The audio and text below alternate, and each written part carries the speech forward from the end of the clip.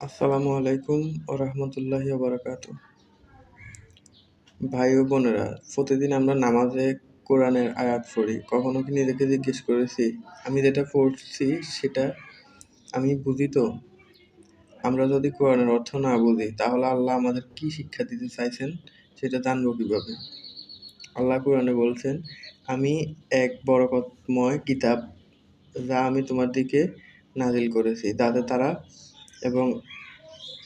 তারা এর আয়াতগুলো নিয়ে চিন্তা করে আর বোধশক্তি সম্পন্নরা শিক্ষা গ্রহণ করে। সূরা সোয়াদ আয়াত ২৯। এই কুরআন শুধু তিলাওয়াত করার জন্য না, চিন্তা করার জন্য, জীবনে চালু করার জন্য। ধরুন আপনার ফোনে একটা মেসেজ এলো কিন্তু আপনি পড়লেন না, তাহলে কি বুঝতে পারবেন সে কি বলতে চায়? কুরআন হচ্ছে আল্লাহর মেসেজ আমাদের জন্য। যদি না বুঝে পড়ি তাহলে তো মেসেজটাই হারিয়ে যায়। আল্লাহ আবার বলেন, তারা কি কোরআনের প্রতি মনোযোগ দেয় না, নাকি তাদের হৃদয়ের উপর তালা লেগে গেছে?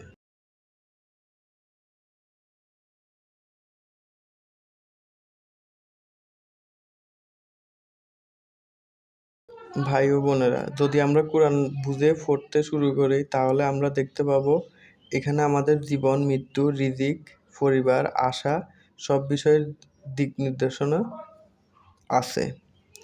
তাই কোরআন বোঝা কঠিন না, শুধু প্রয়োজন মনোযোগ, সহজ ভাষায় ব্যাখ্যা আর একটু একটু করে চেষ্টা। আসুন আমরা প্রতিদিন ৫ মিনিট হলেও কোরআনের অর্থ বুঝে পড়ি, কেননা জীবনের পথ আল্লাহর কথা ছাড়া পরিষ্কার হয় না।